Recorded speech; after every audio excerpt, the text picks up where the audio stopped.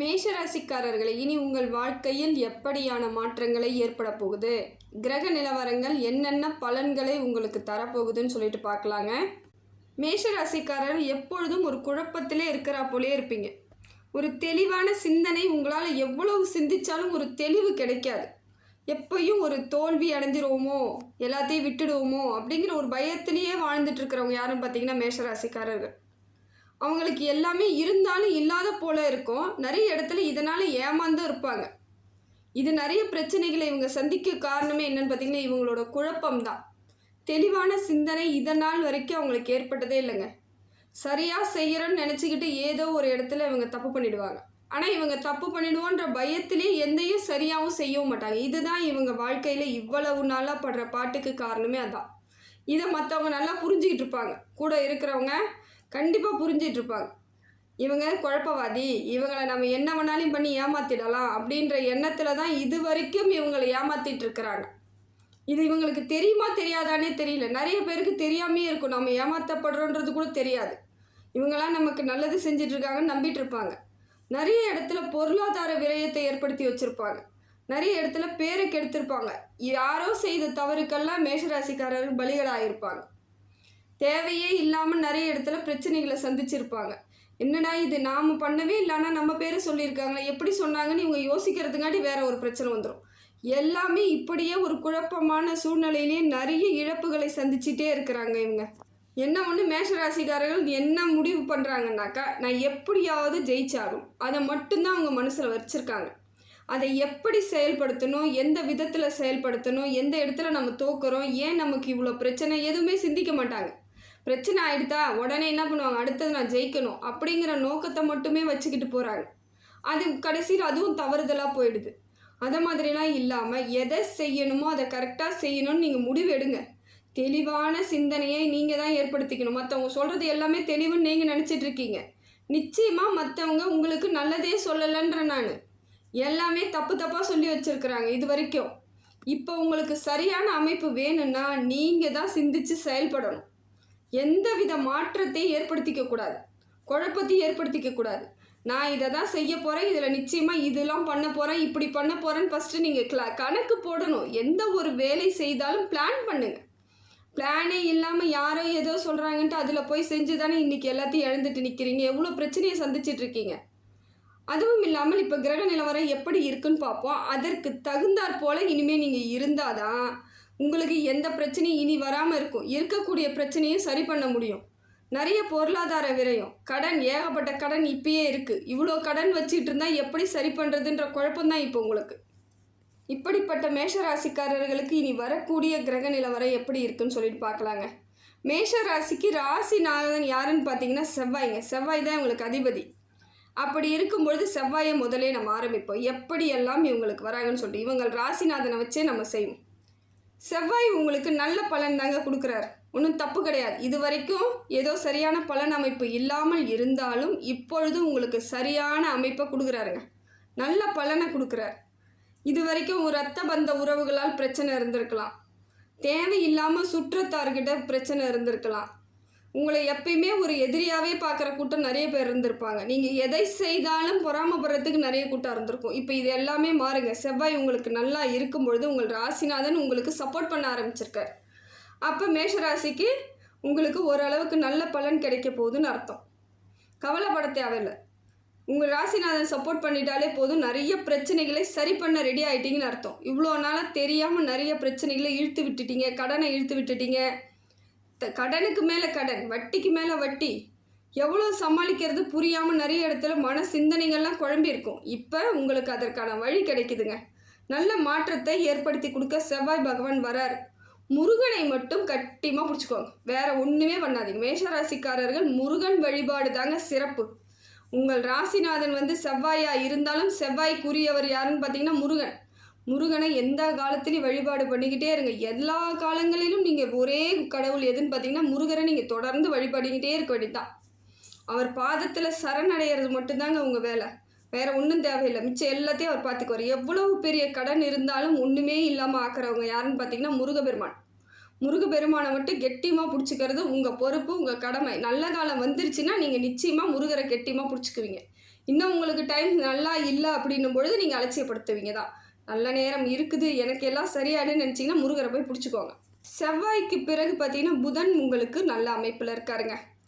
தெளிவான சிந்தனையை ஏற்படுத்தி கொடுக்க போகிறார். இவ்வளோ நாளாக குழப்பம் எதை எடுத்தாலும் நான் சரியாக செய்யறேன்னா சரியாக செய்யலையா, யார் எது சொன்னாலும் நம்புறது, யாராவது எங்கேயாவது ஏதாவது செய்துட்டு உங்கள் மேலே பழிய போட்டாலும் அதை நான் தான் செஞ்சுருப்பணும் அப்படின்னு நீங்களே நம்பிக்கைவீங்க. இதெல்லாம் கூட நீங்கள் செய்வீங்க. அவ்வளோ வெள்ளை மனசுக்காரங்க. ஒன்றுமே தெரியல, ரொம்ப இன்னசென்ட் சொல்லுவாங்க தெரியுங்களா, அந்த மாதிரி ஆட்கள் நீங்கள். இப்படி இருந்தால் எப்படி ஆவறதுன்னு தான் சொல்லிட்டு புதன் பகவான் உங்களுக்கு நல்ல புத்தி கூர்மையை கொடுக்குறார். நீ இதை தான் செஞ்ச, இதுதான் நீ பண்ணது, மற்றவங்க பண்ணதை எடுத்துக்காத, யோசி, சிந்தின்னு சொல்லிட்டு அறிவு வளர்ச்சியை கொடுக்கறதுக்காக புதன் உங்களுக்கு சப்போர்ட் பண்ணுறார். இனி தெளிவான சிந்தனைகள் கிடைக்கும். எப்போ பாரு ஒரு குழப்ப சூழ்நிலை இருந்துச்சிங்களா, குழப்பத்துலேருந்து வெளியே வந்துடுவீங்க. இப்போ தெளிவு கிடைச்சிட்டாலே போதும், உங்களுக்கு பாதை வகுக்கப்படுதுன்னு அர்த்தம். நீங்கள் நடந்து போகிறதுக்கு சரியான பாதையை நீங்கள் போட்டுக்க போகிறீங்கன்னு அர்த்தம். குழப்பமாக இருந்தால் என்னவோ தான் செய்ய முடியும், ஒன்றுமே செய்ய முடியாது. அதனால் இப்போ என்ன பண்ணுறீங்க, தெளிவான சிந்தனையை ஏற்படுத்துறதுக்கு புதன் பகவான் சப்போர்ட் பண்ணுறாரு. புதனால் நிறைய மாற்றங்கள் வருங்க. அதே போல் ஏன்னா எந்த வேலை செய்தாலும் அரையும் குறையுமா நிறுத்திட்டு இருந்த நீங்கள் இப்போ புதன் பகவானால் எந்த வேலை செய்தாலும் அது கரெக்டாக அமைய போகுது. செய்யக்கூடிய வேலை சரியான சூழ்நிலைக்கு அமையும், சரியான அமைப்பு ஏற்படும், கலைநயமிக்கதாக இருக்கும். என்ன பண்ணுறீங்க, இப்போ ஒன்றுமே தேவையில்லை. புதன் நல்ல இடத்துல இருக்கும் பொழுது யோசித்து சிந்தித்து செயல்பட்டால் மட்டும் போதும். இது மட்டும் உங்கள் வேலை. அவர் வேலையை பார்ப்பார். நீங்கள் இந்த சிந்தனைக்கு மட்டும் தெளிவாக பாருங்கள், நல்லபடியாக உங்களுக்கு மாற்றத்தை ஏற்படுத்தி கொடுத்துருவார். அதுக்கு அடுத்தது பார்த்தீங்கன்னா சந்திரன் உங்களுக்கு நல்ல அமைப்பில் வராருங்க. புதன் புத்தி தெளிவை கொடுக்குற மாதிரி சந்திரன் உங்களுக்கு மன தெளிவை கொடுக்குறார். மனசில் குழப்பம் இருந்துக்கிட்டே இருக்கும், மனக்குழப்பம், ஏதோ ஒரு சங்கடம், தேவையில்லாத மன உளைச்சல், பிரச்சனை, கவலை எல்லாத்தையும் போட்டு மனசை குழப்பி உடம்பு சரியில்லாமலாம் போயிருக்குங்க. உங்களுக்கு நிறைய உடல் சார்ந்த பிரச்சனை வந்தது காரணம் என்னன்னு பார்த்தீங்கன்னா மனக்குழப்பத்தால் வந்தது தான். இப்போ தெளிவு கிடைக்குது. சந்திரனால் உங்களுக்கு நிறைய மாற்றம் ஏற்படுது. மன அமைதி தன்னால் ஏற்படும். அமைதியாக ஆவீங்க, ரிலாக்ஸாக இருக்கும். உங்களுக்கே தெரியாமல் நிறைய சங்கடங்கள்லேருந்து வெளியே வருவீங்க. மன சோர்வு தெளிஞ்சிரும், விரக்தியாக இருக்கும். எந்த வேலை செய்கிறது, எந்த வேலை செஞ்சாலும் நான் வீணாக போயிட்டேன்ப்பா, எந்த வேலையும் நான் செய்ய ரெடியாக இல்லை, பேசாமல் இருக்க போகிறேன்றவங்களாம் இப்போ தெளிவு கிடைக்கும். நாம் செஞ்சதெல்லாம் தவறான வேலை, அதனால தான் தவறு நடந்துச்சு, இப்போ சரியான வேலையை செய்யலான்ற ஒரு முடிவுக்கு வருவீங்க. மன தெளிவு ஏற்பட்டிருக்கு, கவலை இல்லைங்க, சூப்பராக இருக்குது, வெற்றி தான் எல்லாமே. அதுக்கடுத்து பார்த்தீங்கன்னா சுக்கிரன் உங்களுக்கு நல்ல இடத்துல இருக்காருங்க. அதே போல் அடுத்ததாக சுக்கிரனும் உங்களுக்கு நல்ல இடத்துல இருக்கிறது நல்ல பலன் கிடைக்குதுங்க. பொருளாதார மாற்றத்தை ஏற்படுத்தி கொடுக்குறார், பொருளாதார வரவு ஏற்படுத்தி கொடுக்குறார். சுக்கிரனால் நிறைய நல்லது நடக்க போகுது. தெளிவு இல்லாமல் இருந்திருப்பீங்க, குழப்பமாக இருந்திருப்பீங்க, பொருளாதார வரவு இல்லாமல் இருந்திருக்கும், தடைப்பட்டு இருக்கும், காரியம் தடைப்பட்டு இருக்கும், உங்களுக்கு கொடுக்க வேண்டிய பணத்தை கூட கொடுக்காம நிறைய நாள் கஷ்டப்படுத்தியிருப்பாங்க. இது எல்லாமே மாறக்கூடிய காலத்தில் இருக்கிறீங்க. தன்னால் எல்லாம் மாறப்போகுது, இயற்கையாக மாறும். இதுக்காக நீங்கள் பெருசாக ஒன்றும் போராட வேண்டியதெல்லாம் இல்லை, சின்னதாக முயற்சி பண்ணாலே போதுங்க, எல்லாமே ஜெயிச்சிடலாம். சுக்கிரனால் பொருளாதார வரவு ஏற்படுது. அதே போல் சுற்றத்தார் வரவும் ஏற்படுங்க. சுக்கிரனால் பொருளாதார வரவும் வருது, சுற்றத்தார் வரவும் வருது. பார்த்துக்கோங்க, ஜாக்கிரதையாக இருங்க. பொருளாதாரத்தையும் சிக்கனமாக பண்ணுங்கள், சுற்றத்தாரையும் கரெக்டாக மெயின்டைன் பண்ணணும். சும்மா எல்லாத்தையும் அவங்கள உள்ளே விட்டுட்டு எல்லா கதையும் சொல்லிவிட்டு உங்களோட மைனஸ் ப்ளஸ் எல்லாம் தெரிஞ்சுக்க வச்சுக்கிட்டிங்கன்னா அவங்க அதுக்கு தகுந்தாற் போல் ஆப்படிக்க ரெடி ஆகிடுவாங்க. உங்களை வளர விட மாட்டாங்க. இவ்வளோ நாளாக பொறாமப்பட்டு என்ன கதியில் வச்சுருக்காங்களோ அதே கதியில் கடைசி வரைக்கும் கூட்டிகிட்டு போக முயற்சி பண்ணுவாங்க. முடிந்த வரைக்கும் எல்லாரையும் எங்கே வைக்கணுமோ அங்கே வச்சு கடைசி வரைக்கும் இவங்களை பயணம் பண்ணுறதுக்கு முயற்சி பண்ணுங்கள். கட் பண்ணி விட்டுட்டும் போக முடியாது. உறவுகளுக்கு முக்கியத்துவம் கொடுக்கறது உங்களோட கடமையாகவே இருக்கும். மேஷராசிக்காரர்கள் எல்லா உறவுகளுக்கும் மரியாதையும் முக்கியத்துவம் கொடுப்பீங்க. அவங்க தான் உங்களுக்கு எதுவும் கொடுக்காம இருந்திருப்பாங்க, ஆனால் எல்லாருக்கும் மரியாதை செலுத்துவீங்க. சின்ன குழந்தையாக இருந்தால் கூட அவங்களுக்கு ஒரு மரியாதை கொடுப்பீங்க. அது அந்த மாதிரி ஒரு நல்ல குணம் உங்ககிட்ட இருக்குது. இருந்தாலும் மற்றவங்க எதுவும் உங்களுக்கு செய்யாததுனால விரக்தியாக இருந்திருப்பீங்க. இருந்தாலும் கண்டுக்காதீங்க, அவங்களா இருக்கட்டும், நீங்களாக இருங்கன்னு நினச்சிக்கிட்டு உங்கள் கடமையை மட்டும் செய்யுங்க. உறவுகளுடன் டிஸ்டன்ஸ் மெயின்டைன் பண்ணிட்டு கடைசி வரைக்கும் பயணிக்க முயற்சி பண்ணுங்கள், வெற்றி அடைஞ்சிடலாம். அடுத்ததாக உங்களுக்கு குரு பகவான் நல்ல இடத்துல இருக்காருங்க. குருவால் நிறைய மாற்றம் ஏற்பட போகுது. மேஷராசிக்கு நிறைய நல்லது ஏற்பட போகுது. பொருளாதார வளர்ச்சி, முதல்ல பொருளாதார வளர்ச்சி. ரெண்டாவது வேலையே இல்லைங்க, எந்த வேலை செஞ்சாலும் எனக்கு பிடிக்கிற மாதிரியே இல்லை, போகிறேன் வேலையில் ஜாயின் பண்ணுறேன், அது பிடிக்கல, நான் வந்துடுறேன், ஆனால் வீட்டில் என்னை திட்டுறாங்க அப்படின்றவங்களுக்கெல்லாம் இப்போ அவங்களுக்கு தகுந்த வேலை, உங்களுக்கு என்ன வேலை பிடிக்குதோ அந்த வேலை கிடைக்க வாய்ப்பு இருக்குது. ஏற்கனவே வேலை செஞ்சிட்டு இருக்கிறவங்க குடும்பத்துக்காக நான் வேறு என்ன பண்ணுறதுன்னு தெரியாமல் எனக்கு பிடிக்காத வேலையை தான் நான் செஞ்சிட்ருக்கேன், குடும்பம் முக்கியம் இல்லையா நினைக்கிறவங்களுக்கு இப்போ அதுக்கான மாறுதலும் கிடைக்கும். இல்லை அந்த இடத்துலையே உங்களுக்கு உயர் பதவி கிடைக்க வாய்ப்பு இருக்குது. பிடிக்காமல் செஞ்சாலும் ஒரு பதவி கொடுக்குறாங்கன்னும் பொழுது உங்களுக்கு சந்தோஷமாக ஏற்றுக்கிறதுக்கு உங்களை அங்கீகாரம் பண்ணுறாங்கங்க. உங்களை அங்கீகாரம் பண்ணி இதை தான் ஜெயிக்கணும், இதெல்லாம் பண்ண போகிறீங்க, இதெல்லாம் செய்யுங்க அப்படின்ட்டு உங்கள்கிட்ட பொறுப்பை ஒப்படைக்கும் பொழுது அதுக்கு உங்களுக்கு பிடிச்சிரும். அதுக்கப்புறம் உங்களுக்கு தன்னால் வேலையில் வந்து ஈடுபாடு வந்துடும். அதே மாதிரி வியாபாரிகளுக்கு லாபம் ஏற்படும். பொருட்கள்லாம் விற்று தீரும், நல்ல லாபம் வரும். மறுபடியும் புது பொருட்களை எடுத்து வியாபாரம் பார்க்குற அளவுக்கு முன்னேற்றமாக இருப்பீங்க. கவலைப்பட தேவையில்லைங்க. எது ஒன்றும் பொருளாதார விஷயத்தில் மட்டும் சிக்கனமாக இருக்கிறதுக்கு முயற்சி பண்ணுங்கள். அகலக்காலை வைக்காதீங்க, அது கஷ்டத்தை ஏற்படுத்திடும். சிக்கனமாக எவ்வளோ முடியுமோ அவ்வளோ சிக்கனமாக இருங்க. எதை செய்யணும் எதை செய்யக்கூடாதுன்னு முதல் பிளான் பண்ணுங்கள். ஏனோ தானோ இனிமேல் இருக்காதீங்க. வாழ்க்கையில் மாற்றத்தை ஏற்படுத்துறதுக்கு அப்புறம் ரொம்ப காலம் ஆகிடும். இப்போ கொடுக்குற காலத்தை நீங்கள் சரியாக பயன்படுத்திக்கிட்டாலே போதுங்க. இனி வரும் காலங்கள் எல்லாம் சிறப்பான காலமாக இருக்கும். வந்த காலம் எல்லாம் கஷ்டம்தான், கடந்து வந்த காலம் எல்லாம் கஷ்டப்பட்டுட்டு தான் வந்திருக்கிறீங்க. ரொம்ப கஷ்டம்தான். இருந்தாலும் அதையே நினச்சிக்கிட்டு நம்ம வந்து பயணம் பண்ண முடியாது. நம்ம எதிர்காலத்தை நோக்கி தான் பயணம் பண்ணணும். கோபம் வரதான் செய்யும். நம்மளை இப்படி பண்ணிட்டாங்களேன்னு கோபம் வரும், தலைவலி வரும், டென்ஷன் வரும், ஆத்திரம் வரும், எல்லாம் வரும். ஆனால் அதை எதற்கும் நாம் ஈடு கொடுக்கக்கூடாது. அப்படி கொடுத்தா நம்ம உடம்பு பிரச்சனையாயிடும். அதனால் ஜாக்கிரதையாக இருங்க.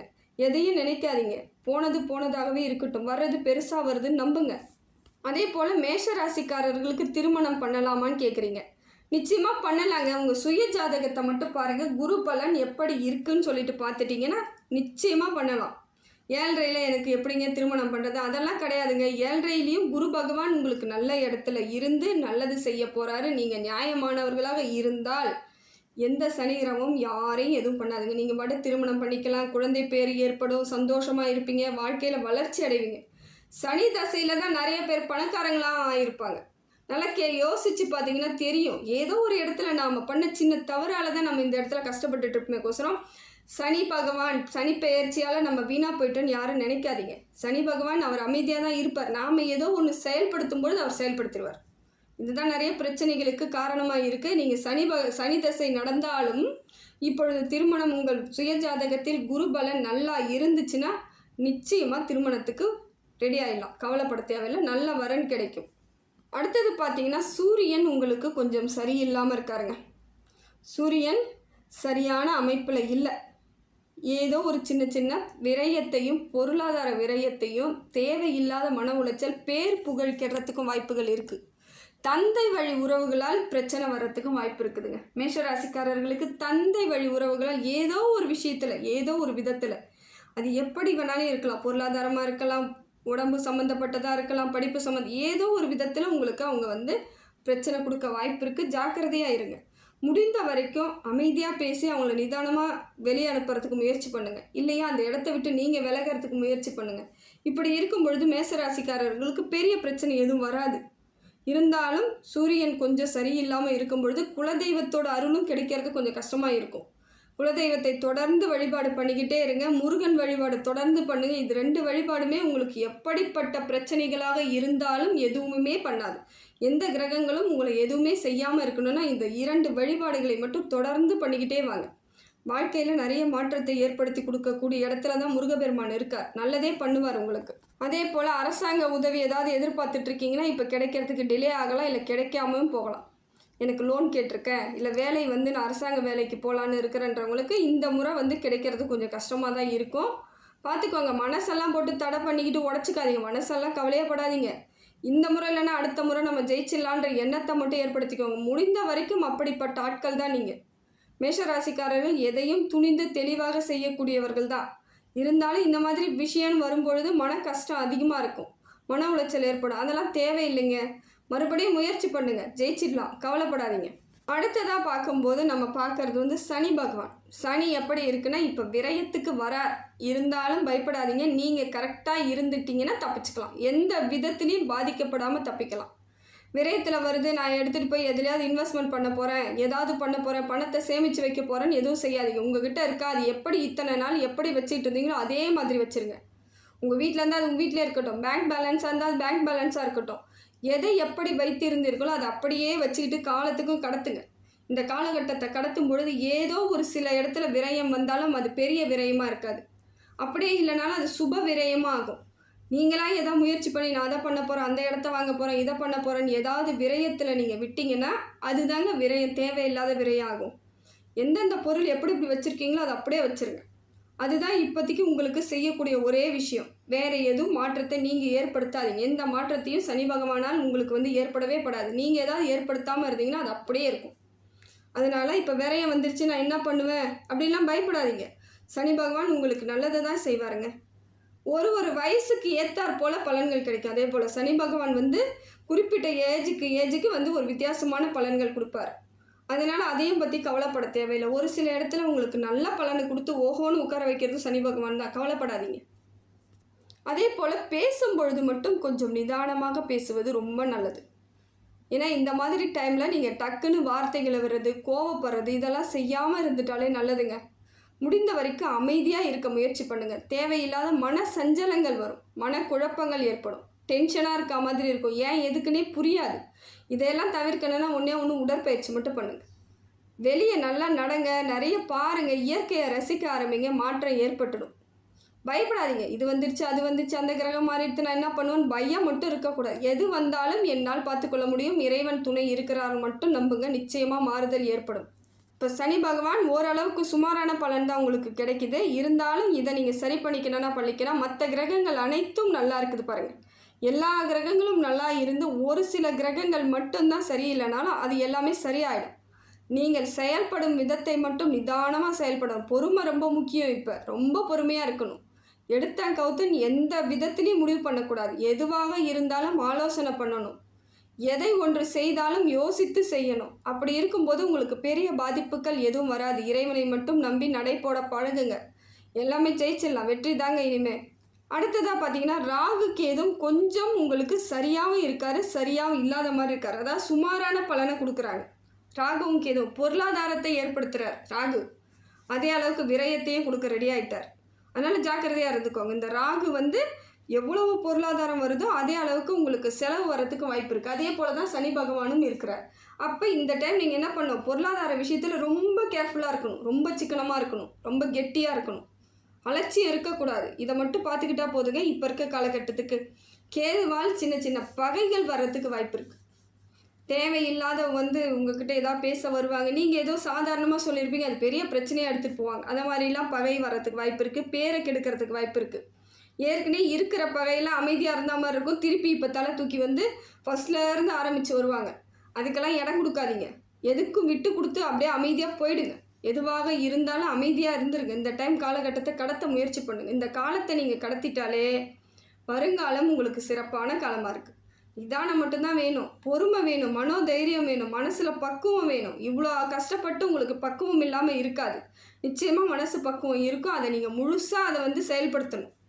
அமைதியாக இருக்கணும். எல்லாம் சரியாயிடும்னு பார்க்கணும். ஈகோ இருக்கக்கூடாது. எல்லாத்துக்கும் அமைதி. கடவுள் மேலே பாரத்தை போடுங்க. கடவுள் பாதத்தில் சரணடைங்க. சத்தியமாக சொல்கிறேங்க, உங்களுக்கு எந்தவித பிரச்சனையும் வராது.